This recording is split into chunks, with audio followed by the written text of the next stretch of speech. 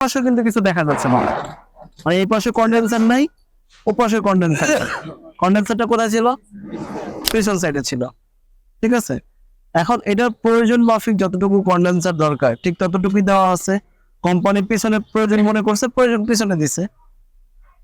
আবার এখানে এই যে এই চারিদিক দিয়ে একটা কন্ডেন্সারের একটা অংশ দেওয়া আছে, যেটাকে বলা হয় বুস্টার লাইন। ঠিক আছে, বুস্টার লাইন।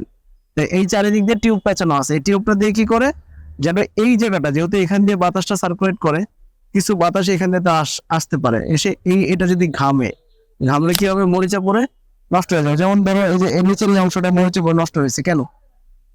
কারণ এখান দিয়ে পানি পড়ছে, পানি পড়ে এখানে নষ্ট হয়েছে। তো এর জন্য মূলত ওই চারিদিক দিয়ে কি দেওয়া হয়, কন্ডেন্সারের টিউব দেওয়া হয়। আমরা এটা খুলে দেখি। We are from